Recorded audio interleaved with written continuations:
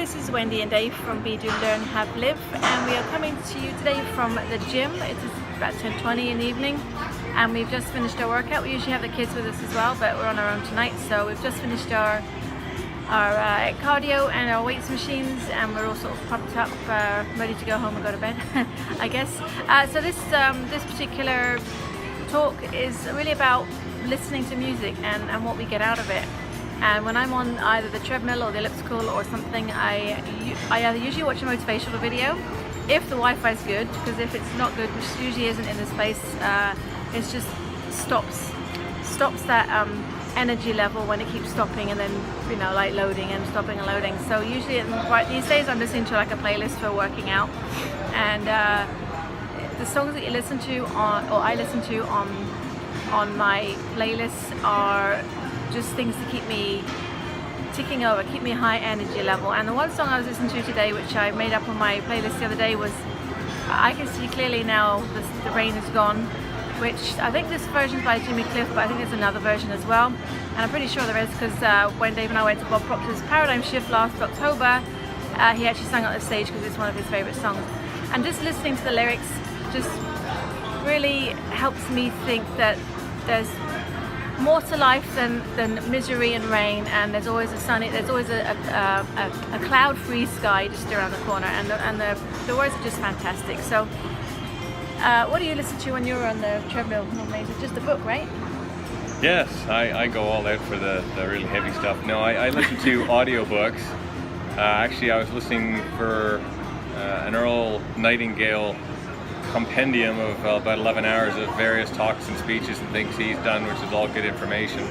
Not super high energy, but the content's there, and that distracts the mind, but it's all positive words. Mm-hmm. And what I'm listening to now is actually a book on NLP. And of course, one of the processes of NLP is your words are very important. So that's why affirmations are big things that do work over a long period of time, but you do have to use them, and eventually your mind starts believing them.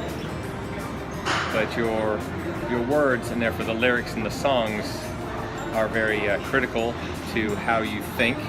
This is also something that Earl Nightingale's mentioned on numerous occasions, as well as in this audiobook that I was listening to, that what you hear repeatedly over and over again sinks in and forms your beliefs, in fact. Right. That's why our beliefs are what we are from our years of growing up in the environment we're in. So if you change your environment, if you change what you're listening to and everything else, they all change. So when you come to a gym, we've already mentioned on a prior video about not wanting to watch the TVs here, because generally speaking you can't control it, and it's not usually very good stuff. Absolutely. But you can control what you're listening to. Yeah. And if you're listening to something that's upbeat and has positive words in it, awesome. So we don't recommend country music for the most part, rhythm and blues, or anything else. There's no point getting yourself down. That's right. Feel positive, have that positive mindset, and be on a higher vibration. That's right. So David, I had a revelation a while. I'm going to bring this a little bit closer because it's a bit noisy in it. I had a revelation about a month or so ago, thinking we're taught in like the law of attraction and The Secret that you have to put emotion behind the things that you want from the universe. And when you're singing the song and you're singing words, which is like an affirmation, for example, and then you put the emotion behind it, for example, a sad song,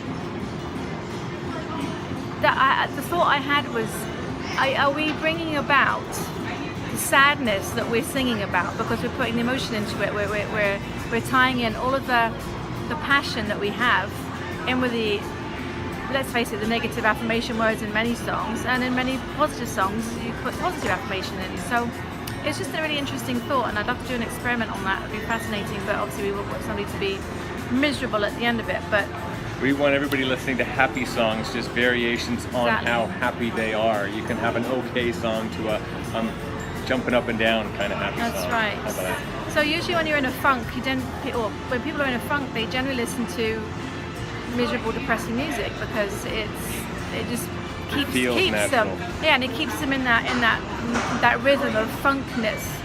Whereas to push yourself out of something like that, listening to positive, happy music is always gonna bring your mood level up, especially songs like Happy by Pharrell Williams and a lot of Queen songs too, so I have those on my playlist as well, but I do have lots more to download that I need to add.